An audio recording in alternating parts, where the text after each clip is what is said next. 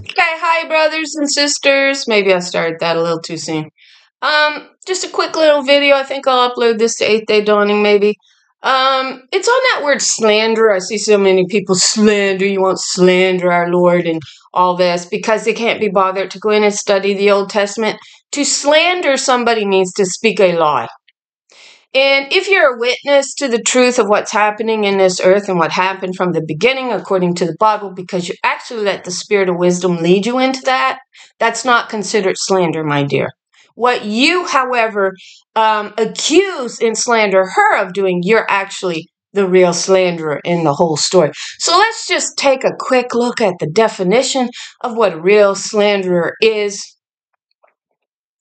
To slander somebody, slander is a false spoken statement about someone which damages that person's reputation. Well, if womankind's reputation wasn't slandered by the first accusation made by Adam, which we discovered meant really Baal. He made himself into the image and idol of Baal.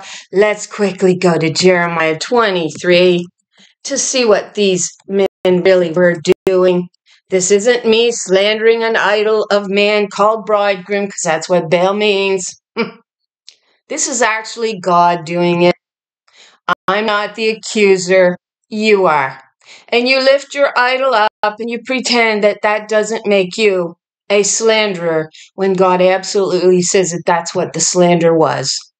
Man accusing her, representative of the Spirit gave in the earth from above. Job 31, I made a covenant with mine eyes. Why then should I think upon a maid? For what portion of God is there from above? She was the presence of God on earth. Get it? And when it says, come, let us make them in our image, and then you have a male and a female image on earth, and you say the Godhead is a triple male Godhead? Who is truly slandering who? We're told it was the men who pierced upon her to bring the spirit of her covenant down. So you can accuse me of the slander, but clearly identifies you as the true slanderer. You who build up a male idol as God and say he made the heavens. Wisdom says when I come, you couldn't be bothered to listen to me and my counsel. No, you're too busy slandering me, is what you're doing. So what does it say? We'll begin Jeremiah 23, verse 1. Woe be unto the pastors that destroy and scatter the sheep of my pasture. Therefore, thus saith the Lord God of Israel against the pasture that feed my people. You have scattered my flock, and you have driven them away, and you have not visited them. Behold, I will visit upon you the evil of your doings. That's right. A man had to come, a man God, because there's three of them, had to come. He sent his only beloved son. Explain to me how Father, sending the best that heaven had as his son, doesn't go against womankind and bring her down and defile and humiliate and debase her as if she's less. Explain how a father sends his beloved son really doesn't defile her in all sense of that word. He doesn't say, oh, my daughter's the best in heaven. He says, my son is the best, and I, Father, decide to send him because I'm God of all, and I made everything. I made male and female in my image. That's not what it said. It says, come, let us make them in our image.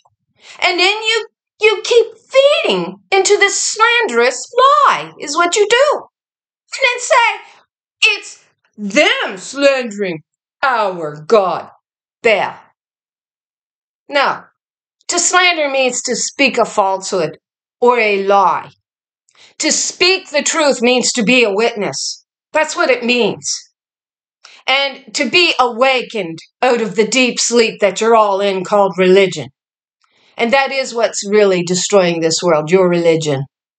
And then you're waiting to be taken off planet Earth because you didn't contribute to the destruction of this world in any way by sitting back on your haunches and saying, he rules me, he's over my head, and man going, I'm over you and I'll do what I want to you. We'll swift that under the rug. Because I'm allowed, because it's Father, and we know the Son is the most precious thing in heaven and earth. Wow. I know you don't like to hear this, but that's the same way of saying, screw you, mother. Screw you, daughter. Us sons are magnificent. Us fathers are magnificent. That's all that teaching does. And you're still asleep. You haven't awakened to that truth yet. To defend yourself and your cause. God, awake! Defend your cause. That's the little book of truth sealed up that most are rejecting to even begin to look for. You don't want to know what's there. You want to take the easy route out, and it's really not so easy. Now will gather the remnant of my flock out of all the countries whither I have driven them, and I will bring them again to their fold. That's Israel. And they shall be fruitful and increase. Who has promised to be fruitful and increase? Well, that was Ephraim. I was looking into Reuben. Reuben's name actually also comes back to fruitful. It does. Reuben was the firstborn, and Reuben would have never really, if we're looking at this also from a feminine perspective, Reuben would have never lost the birthright. The firstborn was to receive the rulership and the birthright. Those were one unit, and both went to the firstborn, right? And as they tell us, there's only such things as firstborn sons that opens the womb. I mean, there's no evidence that firstborn daughters down here opens the womb, and certainly none of importance. It's always just a mother's womb only holds sons, and that's pretty much all that's worthy of speaking of. That's religion again. That put that ridiculous notion in your head. But Reuben would have never lost his right to rule and birthright, which is feminine. Again, we'll go back. Sovereign Lord was her. Had Jacob not had 4 women to sleep with, because he wasn't supposed to have 4 women. He was supposed to have 1. And she was to be the law giver in the family. That's how it worked. Even though by this time, of course, they were working to really shift it all around. We know Jacob wrestled with, it says a man. Some translations says an angel. We know he's wrestling with her, just like he wrestled with her in the womb and stole her birthright and right of rulership. So then it really comes back to being unified in this one unit that would really truly go to the firstborn daughter of mother's womb, not the son. But we know they turned everything upside down, and they told the potter, the creator of her very own children, that she had no power over her own children. And then, therefore, it leads us to the idea of the abomination of desolation, a man inside of a man ruling over his children, which aren't his children, but they're really her vineyard, and they will be restored back to her. Okay, so she's really the sovereign. And so he wrestles with her. He steals that birthright from her, steals the right of sovereignty away from her, to which we get the Shulamite saying, look not upon me, my mother's sons were angry with me. They made me the keeper of the vineyard, but my own vineyard I have not kept. And she becomes the desolate spirit. And he is the abomination of desolation. A man inside of a man.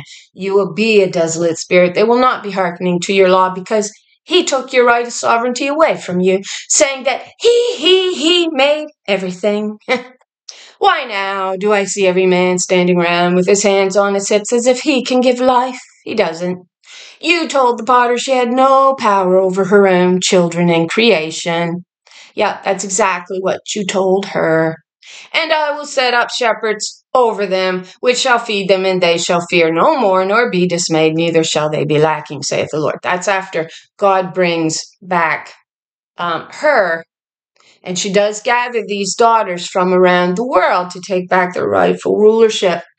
And so it goes back to Reuben. Reuben would have never defiled his father's bed. We'll go through the male. Had Jacob had 1 wife, which is all he was ever supposed to have, which was to be the righteous spirit ruling over this covenant, not the harlot he chose to be in covenant, which is a woman that'll bow to a man's feet, saying, he, or he is God over me. I'm less. And I must recognize it. That's my position in the world. To be less, and to play less, and to be an obedient little girl unto a man who has a harlot exalted in his heart. Isaiah 47. No one sees me. Yeah. Yeah, and that's what they're working at, keeping her hid in there. And that's the Antichrist come to his temple.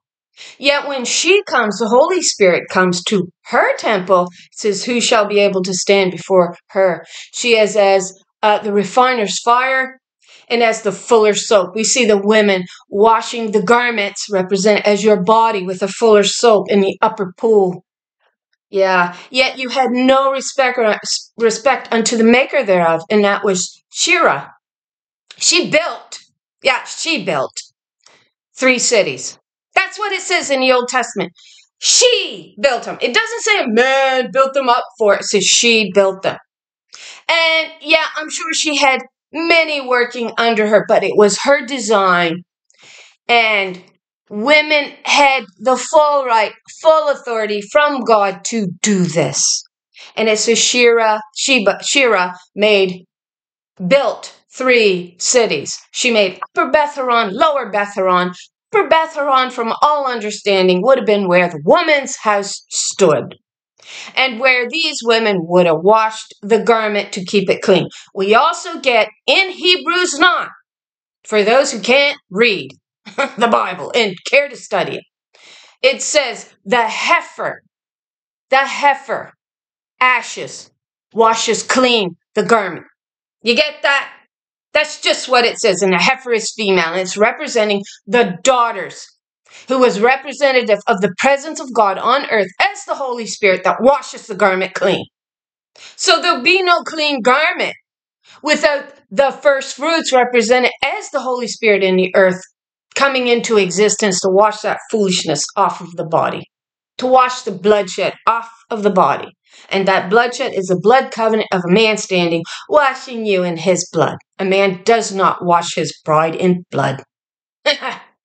Otherwise, that would be part of your ceremony. You want to be careful saying anything I say, because next they'll be implementing it right into the ceremony as a ritual act to empower their cause. And that's what it is. It's all ritualistic to keep everything in play. A woman bowed at a man's feet, because we know the ones in the upper house in control of everything are boys sitting on thrones right now. And when he, the head of it all, really gets cast down into the earth, Isaiah 14, that's Satan fallen like lightning. Satan is simply another name for Baal, your husband, the first Adam, who accused in the courts of heaven to take her throne, her seat of power, and accused her of playing a harlot, which by rights we have found she did not do. He simply accused, and that brings us back to the slanderer, to someone which damages that person's reputation. It is a legal term. See, we're talking about the courts of heaven here, used to describe defamation or the act of harming a person or business's reputation by telling one or more people something that is untrue and damaging about them. We also get the idea that Adam perjured himself in the courts, that Satan perjured himself in the courts, that Baal perjured himself. Adam, the accuser, accused her. So he blames her for everything, and it makes up this wonderful story of him being hero and a great God of all creation who made everything in his image. I'm not made in a man's image. I'm made in my mother's, and that would be the creator you denied in the days of your youth. So that actually makes you the accuser, you the slanderer, and not the one as the witness in the earth. Yes, I'm one of these witnesses in the earth who's witnessing to this truth, because I actually got it in my spirit that something was wrong here. And then I got right down and I asked the Spirit to show me what that was, and the Spirit did. So back to Jeremiah 23, therefore, behold, the days come, saith the Lord, that they shall no more say, the Lord liveth, which brought up the children of Israel out of the land of Egypt. What did it mean to bring them up out of the land of Egypt, which was a land of idolatry that bowed to male idols and female idols? God says in Deuteronomy, before you saw no image of me, make no image of me, neither male nor female, but follow my way. And then we saw them making an idol, to which in the end we have this male idol that everybody bows to. But the Lord liveth, which brought up and which led the seed of the house of Israel, and meant to divide the Red Sea, the blood covenant, into the two covenants that they were to do in the presence of God. Saw as the daughter of Israel, the daughter of Zion, which was the presence of God, who had power over the elements. Parted the Red Sea, the admixture of doctrine is your allegory. How this actually plays out in the Spirit is going to look very differently. Once we do it in the Word, then it looks like it plays out spiritually. That maybe we are gave the power to be able to literally control the elements. So we have first, second, and third heaven. And once we're birthed out of the womb of Sheol, to be birthed out of the womb of Sheol, which is this earth, means that you have found the truth and you will be permitted to have a new body and to go out into a new battle against the power of darkness, is kind of where I'm going with this. Mine heart within me is broken because of the prophets. All my bones shake. I am like a drunken woman. And they overcome her with wine. We find her in Habakkuk 2, verses 15 and 16. They weren't looking to look upon his nakedness. They were looking to look upon Zion's nakedness. They say, let our eyes look upon Zion, let her be defiled. They're found getting her drunk on really wine, though they won't tell you it's wine there, but it was the wine, the admixture of lies that come in and covered over the presence pathway through this admixture of lies, which is the wine on the table that you drink and get drunk on and go to sleep in a religious lie. That's simply how it goes. And they were putting the drink to her lip so that they could expose her nakedness. That means make you play his harlot in this religious lie of man is God, and call this the marriage covenant of God. This was not the marriage covenant of God. It never was. For the land is full of adulterers, right? My heart within me is broken because of the prophets. All my bones shake. I am like a drunken woman, and like a woman whom wine hath overcome. So the Lord awakens like a warrior that's been drunk on wine. And the Lord that awakens there is 136. She's the same Lord found burned to an ash heap. That's right. In Psalm 68, and they got a congregation of women called the Village of Women surrounding her. And she's also identified as a dove there. We get the ashes symbology to the heifer, because it was her nation. So she gets burned to ashes, and it says the dove will be reborn. In a sense, her authority gave back. Wings are a symbol of heavenly authority, with and her wings will be coated in silver and gold. So we get that Lord there, 136. Her number is 136. His number is 113. Get it straight. She is a queen of queens, and she is a queen of kings, if we want to use those man-made terminologies. But she's truly the Lord of Lords. She was the anointed sovereign, and she was denied her rightful place as the foundation stone, where the law of her mouth would have come from before the first Adam slandered her and brought her down so he could play God. And Baal is your idol found standing in Daniel 2 that all the kings work to build upon. And then you say, I slander when I have reasoned the text out through my mother wisdom, who I have not rejected. And when you're the true slanderer and the ones that's going to have to offer up how you believe you're made in your daddy's image, when it's truly my mother's image I'm reflecting, and he don't carry enough genetic material simply based on science and medicine to even create me. Only my mother could do that, which is your creator, potter, and maker that you denied in the days of your youth when he accused her to bring her spirit down. So mine heart within me is broken because of the prophets. All of my bones shake. I am like a drunken woman, and like a woman whom wine has overcome, because of the Lord and because of the words of her holiness. So we see her actually leaving behind her rear guard. There is intent in it. There was an intent in it. We discovered what that intention was, to awaken her up out of the lie. For the land is full of adulterers. That's man. For because of swearing the land mourneth. The pleasant places of the wilderness are dried up. That was her waters that they dried up, the upper pool. And they brought it all down to the lower pool where all the grime and filth landed. And then he said, hey, this is the upper pool. That was in Jerusalem. That was not the upper pool. The upper pool was her house in the forest of Lebanon, and where the law was to come from, and why woman is saw with the fuller soap washing the garments. She is the Holy Spirit. And it says, when she comes to her temple, you won't be able to stand before her unless you've got your case in order.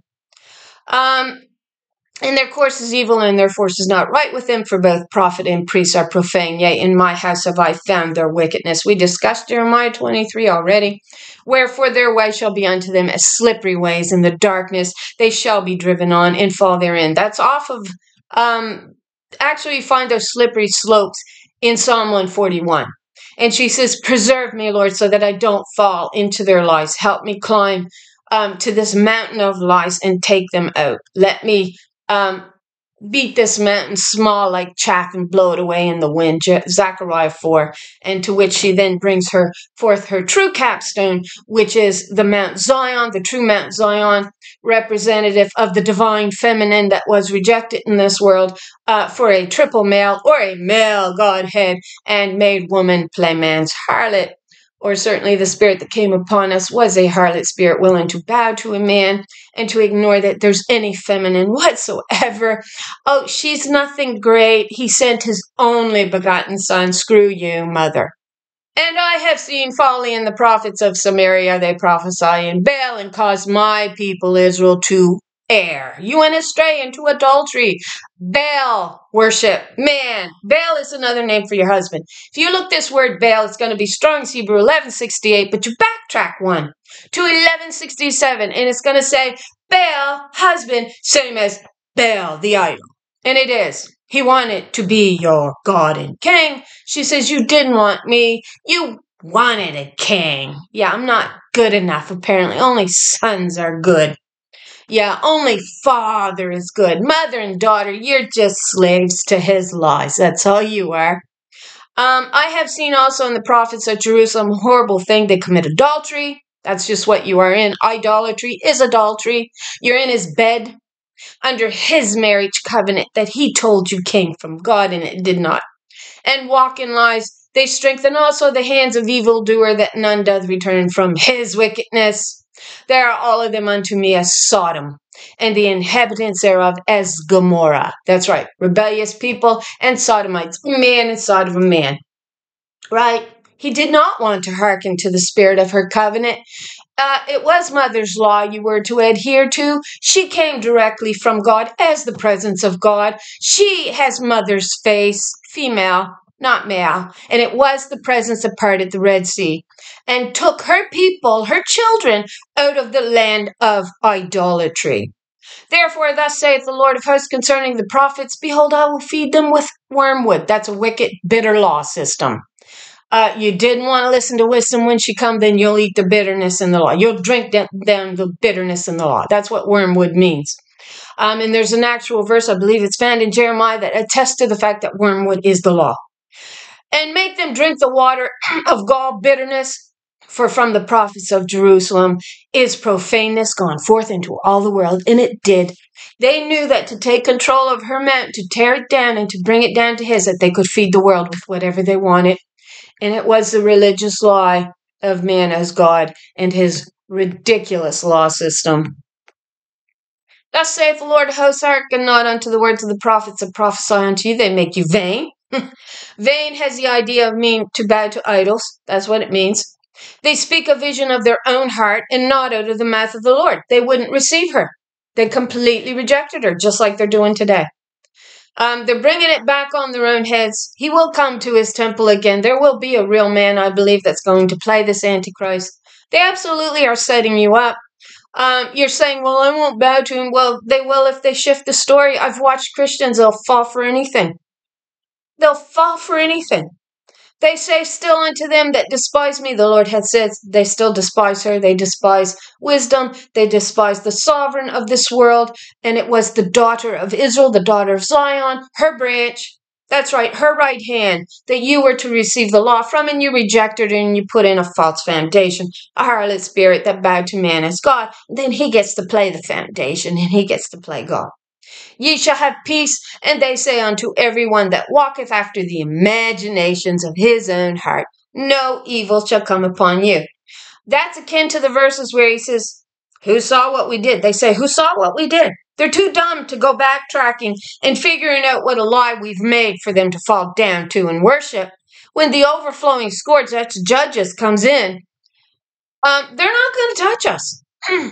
They're not, because with the womb of Sheol, with these women willing to bow to us as if we're Lord and God, they're at agreement. And they're too dumb to pick themselves up from the feet of the idol. They're even slandering the witnesses willing to stand up and say, that is an idol. And I've proven it by finding the little book, by setting the case in order, by setting the Proverbs in order. And you are to write your conversation. And in the day that you do that, the Spirit forgives you. The Spirit says, I wink at your time of ignorance, the time that you went to sleep in this lie, that you drank of the wine on the table and went to sleep in it. But then it says the Lord will awaken as a warrior that's been drunk on wine. And that is her number. She is the Lord that awakens from this stupor of religious sleep that man forced you down to. For who hath stood in the counsel of the Lord, and who hath received and heard her words? We did a whole study on this. It was a wonderful study. If you want to go looking for it, who hath marked her words and heard it? That would be wisdom. Who actually listened to her? She says, and with wisdom you will make your war. You will win. You will overcome with me in your corner. But you got to determine to actually listen to her first. You got to do that. Most can't be bothered. Behold, a whirlwind of the Lord is gone forth in fury, even a grievous whirlwind. That takes us to the wind that's going to make his wall that he daubed up with a religious life fall. You find that in Ezekiel 13. That all led us in connection to the key of David that was denied as the foundation stone, and they changed it over to a harlot spirit, the key of Solomon, and we link the number 666 straight back to Solomon, King Solomon, and how he was really after her throne. And our whole system is built on his covenant. 6 times 6 times 6 is 216. Strong's Hebrew, you look that up, it's going to give you light. So he changed the light of the spirit to darkness, which then is known as the harlot spirit, bowed down at man's feet, exalting him as if he's Lord and God. That's Baal, your husband. So who has wisdom? If you're hearkening to wisdom, truly hearkening to her spirit, she will guide you as to what that number is and what it means and the number of the man that it links straight back to. We did that. So the anger of the Lord shall not return until we have executed, until she has performed the thoughts of her heart, and in the latter days ye shall consider it perfectly. That's her daughters that figures it out, and then those that eventually completely turns away from the truth have fallen into the ditch with these false prophets and false shepherd leading them into Baal worship, which is what Jeremiah 23 is all about. I have not sent these prophets, yet they ran. I have not spoken to them, yet they prophesied. And they get on their little pulpits, and this is what they do. And she says, I didn't send them to you. He sent himself to you. After he rejected my presence in the earth, which was my daughter's made in my image, who is my scepter in the way that I rule. I'm wisdom. But if they had stood in my counsel and had caused my people to hear my words, then they should have turned them from their evil ways and from the evil of their doings. See, vanity has the idea of idol worship. Am I a God at hand, saith the Lord, and not a God far off? Can any hide himself in secret places that I shall not see him? They thought they could. They really did. They thought they could snow wisdom. Blind her. That's what they thought. Because they say so. No one can find what we did. No one can see what we did. No one can follow that pathway. Because we got them off of the righteous path onto the crooked path. So now they can't see us. So this is a threat from wisdom made to Baal. Can any hide himself in secret places that I shall not see him? When we look up the word dragon, it has really a twofold meaning. It means to be keen-sighted, that you can see in places that nobody else can see in. It means to be actually keen-minded. And it also means you're going to have to be fierce when you go into this battle. But wisdom is going to advance you and give you the eyesight that you need. She's going to awaken you out of deep sleep when you're actually determined to actually open your eyes. And so she says, can any hide himself in secret places that I shall not be able to see him? Saith the Lord. Do not I fill heaven and earth? She does, with her children.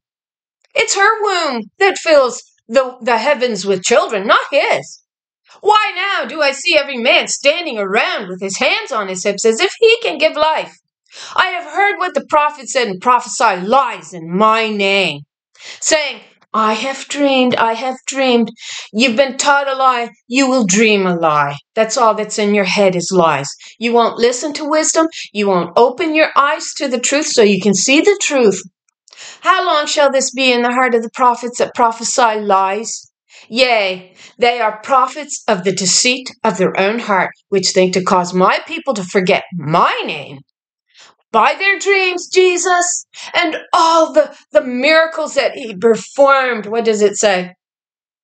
The false prophets will cause many miracles. Well, the miracles comes out of the mouth of idol worshippers. That's where these miracles come from. I'm not saying miracles don't happen, but they happen through wisdom. They happen through the Spirit. They don't happen through liars, which think to cause my people to forget my name by their dreams, which they tell every man to his neighbor, his sister, as their fathers, as their mothers. Yeah, you forgot this, girls. Have forgotten my name for Baal. So who did we realize Baal was another name for? Your husband. Who is Baal also in the New Testament another name for? Satan. And it says, then it'll lead you to the accuser, as in the law system.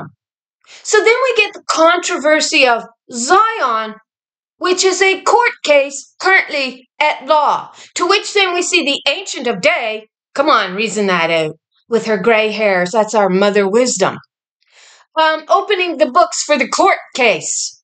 And she literally restores daughter Zion's sovereign right back to her, because it was always hers from the beginning. She tells her that. She says in Jeremiah, where is it, 4 or 5, for what else can I do for the dear daughter of my people but try their ways in the earth? You're being tried in this earth where you're going to fall on the line of truth. Are you a slanderer? Or are you one who sets your case in order and identifies the truth? To tell the truth in a case does not mean to slander the character of somebody. It means it's based on fact and truth, found in the Old Testament, which is parting the Red Sea, the admixture of doctrine from Egypt, the land of idolatry, and birthing your children into truth. The children have come to the birth, but there's not strength to deliver. You deliver through the truth, not by slander. So those who are accusing me, I assume, and others like me, of slandering our Lord Jesus, I'm not slandering. I went in and I found the truth of the little book sealed up. And if you can't be bothered, then you're the one that's the slanderer. With wisdom, you will make your war. You will understand the number of the man 666, but you will only do it through wisdom, your mother. And when you say, well, I can't be bothered to listen to the Spirit, mother wisdom, because that's not it. It's he, we're told that. No, you're not told that. You're told that by Baal off the pulpit. So saying, I have dreamed, yea, they are prophets of the deceit of their own heart, and their mothers have forgotten my name for Baal. Which takes us straight back to Adam, the accuser, who accused her falsely. An accusation means a slander. He accused her. He slandered her holy name so he could take her throne, her authority from her, and she is the sovereign of this kingdom. And it is restored back to her by the Ancient of Days. You find that in Daniel 8, I think. The prophet has a dream, let him tell a dream. And he that hath my word, actually she that has my word, let her speak my word faithfully. And you're not speaking it faithfully. We know the only faithful and truthful one is wisdom. We do know that. What is the chaff to the wheat? So what is just this blowy crap, that chaff we find, the false mountain of liars? That satyr is a he-goat, which is another name for devil. That's where you get the hoof devil from. It's another name for the he-goat who climbed to the top of her mountain and took her authority from her. And then we're told by some of the Jewish fathers that actually it wasn't just to separate the she-goat, although they got a he-goat again, out into the desert land, just leave it stranded there, which is also there in our Old Testament, but to cast her down off of the cliff. And then we get her saying, actually, in Psalm 141, it just lines right up. She says, don't let my feet slip. Don't let my feet slip as I climb to discover this truth. Keep me safely in your protection, Mother Wisdom. Don't let me fall for all of the foolishness that he has laid this crooked path for foolish daughters, foolish sons to follow down, instead of seeking the truth through wisdom, our mother, the Ancient of Days. Is not my word like as fire, saith the Lord, and like a hammer that breaketh the rock in pieces? So the false foundation that he laid in place, that he's God. The foundation stone was never masculine. The foundation stone was feminine, and the water flowed from her. Therefore, behold, I am against the prophets, saith the Lord, that steal my words. Every one from it's his neighbor from his sister. They were denying the key of David, flowing from the north kingdom, Israel, which was where the firstborn daughter come from, into his lower pool, which is how it should be, into the south. And then we see him absolutely daubing up the gateway and installing a harlot spirit in her rightful position of authority, and then taking control of it all, because we know what a harlot will do for a man. So therefore, behold, I am against the prophets, right? Behold, I am against the prophets, say the Lord, that use their tongues and say, he saith. God says, you saw no image, you make no image. Well, you're going to have to respond to the feminine now, because she's the one that you cut down, you tore down, you tried to destroy her. So she was fair. Mother's always been fair to her sons and daughters. She says, you saw no image, make no image. You are to follow my way. You are equal in my eyes. That's God's way of saying, and a mother is fair to her children. She is. She believes both her sons and daughters, if she's raised in righteous and the righteous spirit of her mother, she will believe that her daughters and her sons are equal. That's right. Father, don't. Fathers has been taught that their daughters aren't equal. Most of them. That's in religion. We're not talking, there are godly men who truly do believe that their daughters are equal, but at the same time, they know in this wicked man-made world that those daughters who are equal in their eyes does need their protection at the same time. In a world of equality, raised under the spirit of Mother Wisdom's guidance, we would not need this protection, because we would be looking at a completely different world than the one we've got. A completely different world. God says you turned everything upside down when you told the potter, the creator, that she had no power over the law of her own children that she makes in her womb. I have made, I will bear, I have carried you to your old age until you are wise, and I will deliver you. So she promises to carry us until we are wise, full of her wisdom, and then she will deliver us. At least those of us who are willing to adhere to her spirit. So behold, I am against them that prophesy false dreams. So they started prophesying the he pronoun, when she said, no, he or she. You don't. When you say he, then after a time you've got nothing but Father, Son, and another male ruling, and he's the most precious thing in the world, and women bowing like harlots. That's all you got in this world. You can't see that. You can say, oh, well, you're slander. Oh, you're weak. You're this and that. If we don't get to the heart of the truth, nothing will ever change. And if you think it will, then you do not have your eyes open to the truth. You don't. So behold, I am against them that prophesy false dreams, saith the Lord, and do tell them, and cause my people to err by their lies, and by their lightness. Yet I sent them not, nor commanded them, therefore they shall not profit this people at all. Like these ones with their Rapture channels every day, got a new Rapture date, and they're wearying the people. And God says, I'll dismantle the power of the so-called holy people. I will dismantle your power. You know what your power is? Your idol. That's what your power is. And power to teach lies like a rapture, indoctrination. God says, I have carried you. I have made, I have borne, and I will carry and I will deliver you. That's wisdom speaking. And she says, I have carried you to your hoar hairs, there it says, to your old age. That means until you are wise enough to understand. And she says, it is I alone that deliver children. You don't see men giving life to babies. It is the woman. And without her, you would have no life. That is the creator you deny. So these are your false prophets that dreams false dreams. And they cause my people to err by their lies, by Baal. And you mothers, you women forgot my name for Baal, which is husband, as your Lord and God. That's an idol. And you are found to be in idolatry, which leads you into idolatry. So you're going to have something to carry on the top of your head. As all the sins of this religious lie comes back upon your head, according to what it says. And when this people or the prophet or priest shall ask thee, saying, what is the burden of the Lord? What's the burden of the Lord? The burden of the Lord is the deliverance of children. That's right, into truth, out of the land of idolatry. So they were saying, well, she can't do it, she can't do it. It's on us men to do it, because men deliver babies every day, don't they? Thou shalt then say unto them, what burden? Say unto them, don't worry, what burden? Go ahead, carry the message. I have carried you. And to your old age, she's saying, until you're wise, then I'll deliver you. But if you don't want to hear my wisdom and what I have to say, fine. You say this. Thou shalt then say unto them, what burden? I will even forsake you, saith the Lord. And as for the prophet and priest and the people that shall say, the burden of the Lord, I will even punish that man in his house. You want to be careful when you slander the feminine. You want to be very careful, because that's the one that got slandered in the earth. It wasn't a man. It was not a man that got slandered.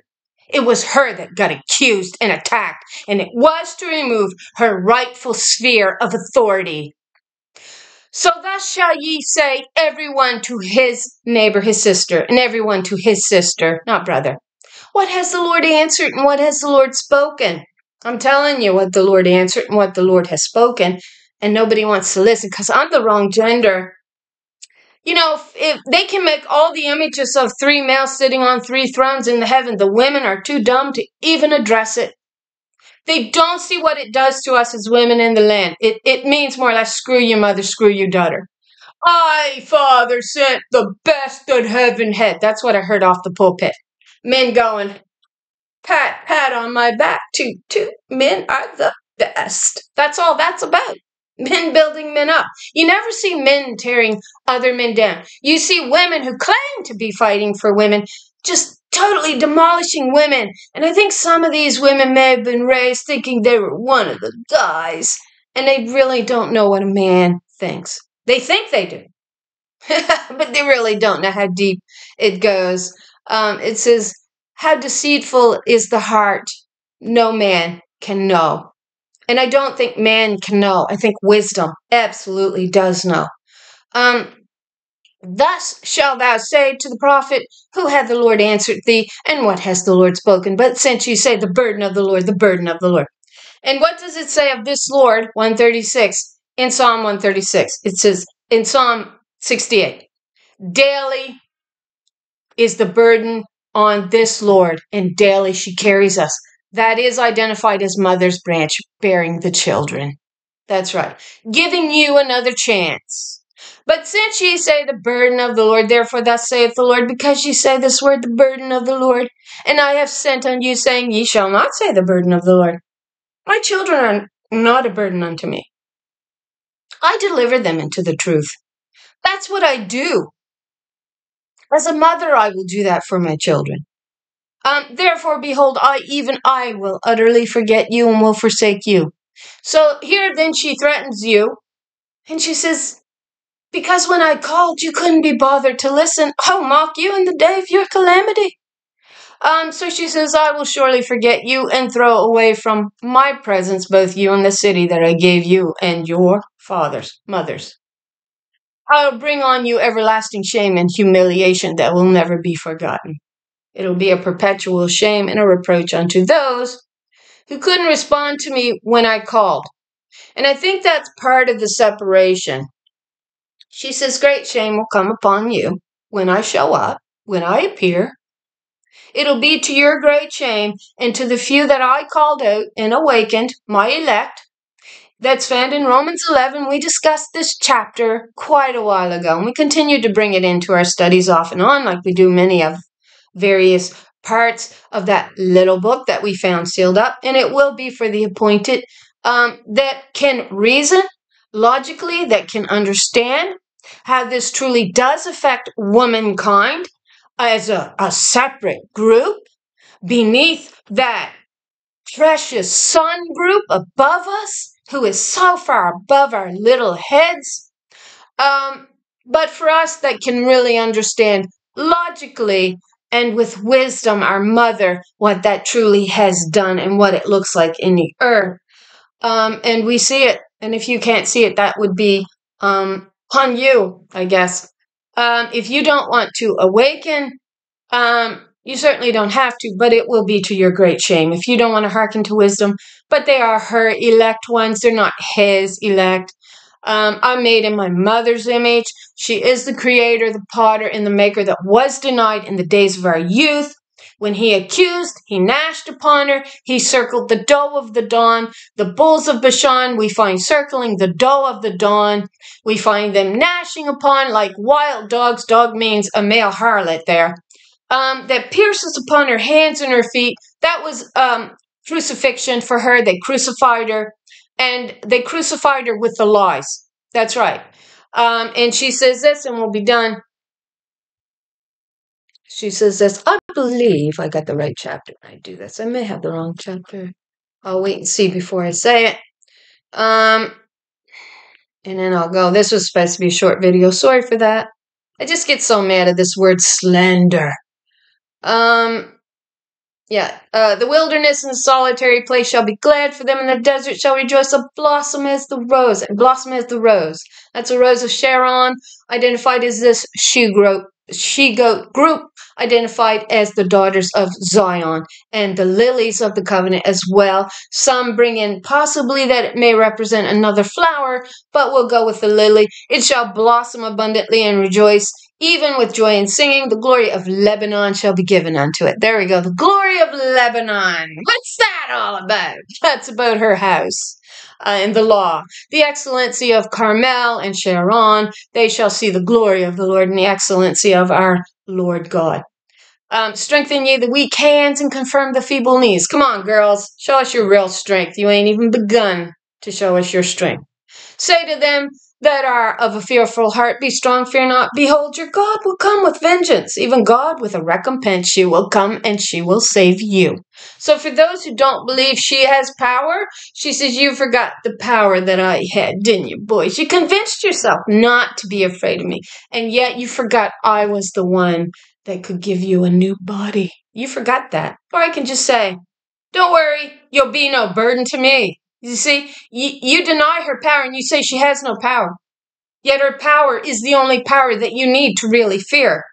Then the eyes of the blind shall be opened and the ears of the deaf shall be unstopped. Then shall the lame man leap as an hart, while she shall leap like the she-goat. And we got waters breaking forth. Okay, so maybe it wasn't there. Okay, so I really thought it was this chapter where she says they accused me. And they did. The accusers accused her. So I'm going to try just briefly here another chapter. I got some work I got to get to. Let's see if it's here. And if not, then we're going to pull it up in the chapter that I do know what it is in. But it did appear here in another one of these chapters, the accusations that they were making against her to bring her down. Yeah, it's Psalm 35, a Psalm of David.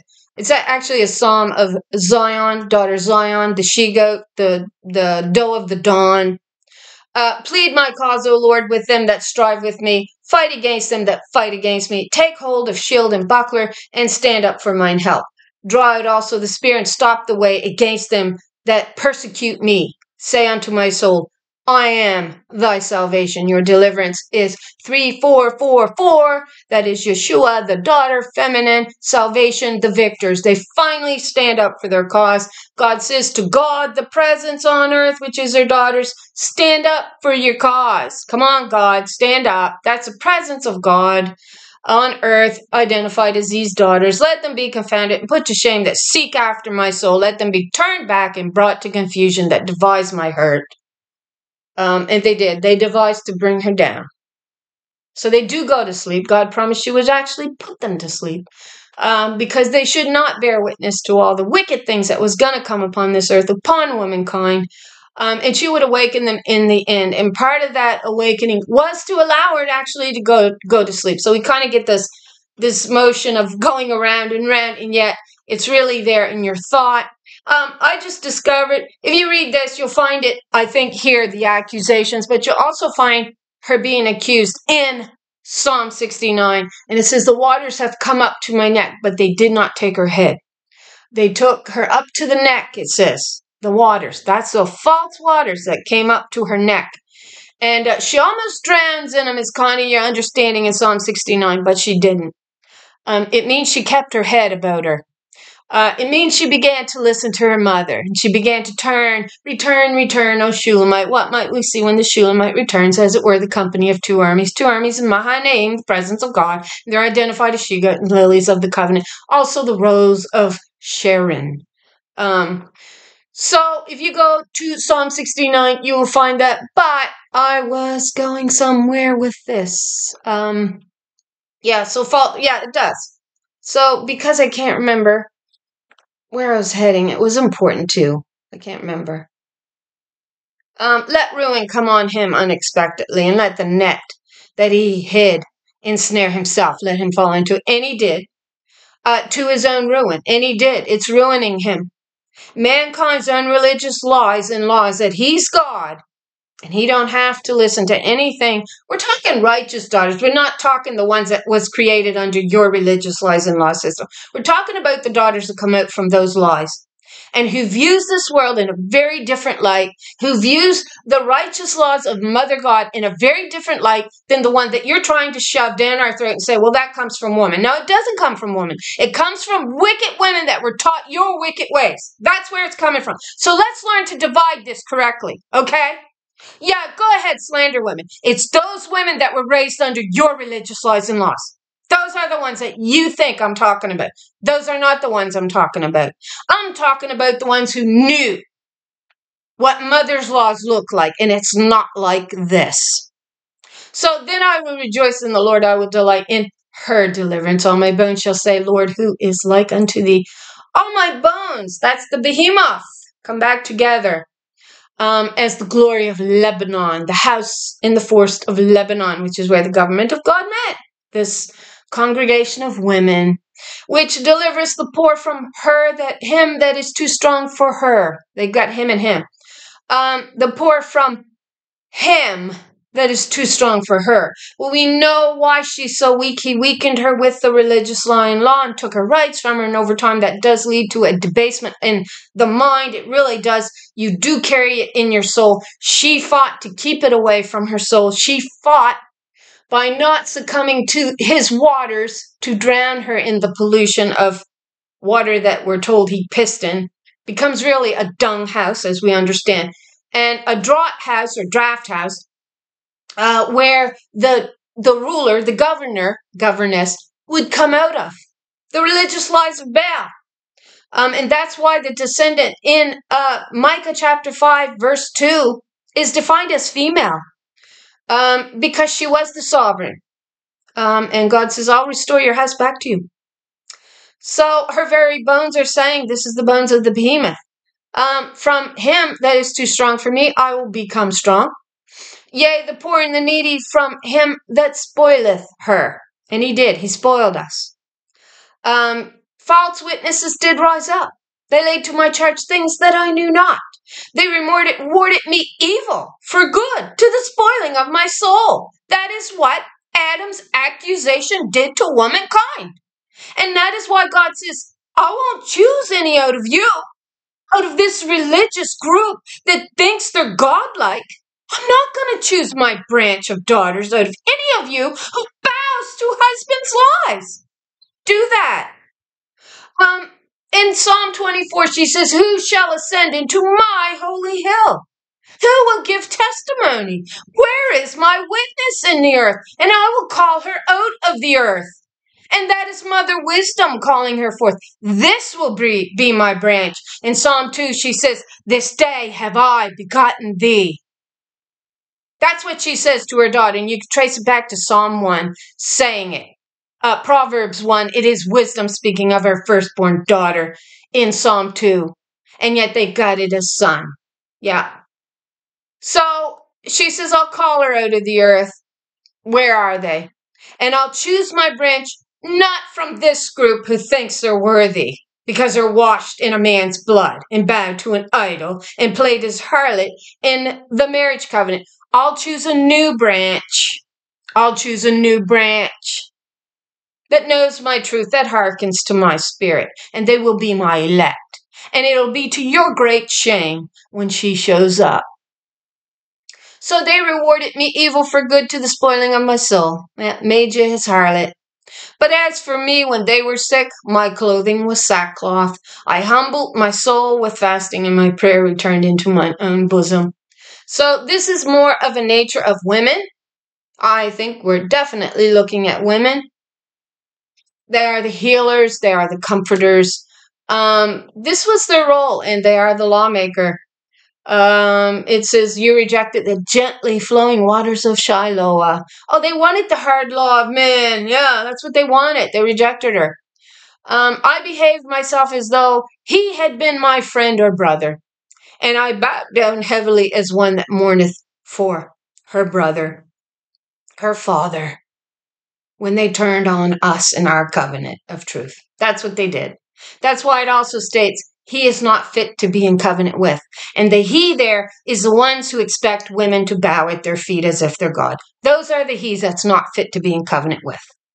But in mine adversity they rejected and gathered themselves together. Yea, the Ajax gathered themselves together against me, and I knew it not. They did tear me, and ceases not. With hypocritical mockers and feasts they gnashed upon me with their teeth. That is her crucifixion. And then they symbolize a man dying on the cross to birth his children out through his blood. And you don't get how that is a blaspheme against the Holy One. You don't get it. You don't get how that's slander against her character. And then you try to take the high ground when the high ground isn't there for you. The high ground is there for the elect that she calls out and places her spirit upon them. So I'm going to be done. Sorry, I talked too long. I apologize. I talked too long. Anyway, I certainly didn't mean it to be an hour. I was thinking more like 15, 20 minutes. So sorry about that. I'll upload this to 8th Day Dawning. Maybe over the weekend I may start uploading my wisdom study. Now, I said I was going to take the whole 4 chapters in one fell swoop. And why I intend to do that, it may still end up looking like 2 videos. So after I do 1 and 2, I'll call that a video. And then right behind that, I will do my study of the following 2 chapters. So why I do 13, 14, and then I'll do 15 and 16, but they'll be uploaded on the same day. So forgive me for that aspect changing, but it'll be there for you to watch whenever you're capable. You've got the time, because I know most are busy just trying to work to survive in this law that we have that's really preventing so many of us from being able to even get our bills paid. I'm not quite in that category, I do feel like wisdom has truly blessed me with understanding, and I don't think necessarily blessings comes in this physical form, but really in the deeper spiritual aspects of our soul, when we allow wisdom to take us by the hand and to heal all that the damaging aspects of man-made religion has done to you psychologically that you may not even be aware of, the trauma that has caused within your soul and your spirit. And yet some of us hang on to this deeper understanding within that soul that does not awaken to that truth until I think it's kind of teased out of us by our mother wisdom. Okay, we'll start asking those questions. Come on, start asking. Why is it man? Why is it all revolved around man, and that you're so much less than him? And if you don't think that Father sending his only begotten Son, and as I heard off the pulpit multiple times, the most precious thing that he ever had, does not debase womankind as less, then you're not to the heart of what is wrong in the soul of us all, in the spirit of us all. You denied your creator, maker, and potter in the days of your youth. That's right, when he turned on our covenant. So anyway, there we go. I'm just going to try pausing. Hey, it paused that time, so good. Okay, sorry. Thanks for watching. May the Lord bless you with an abundance of truth, with those waters that spring from the well of truth. Yeah, her well of water, we find it.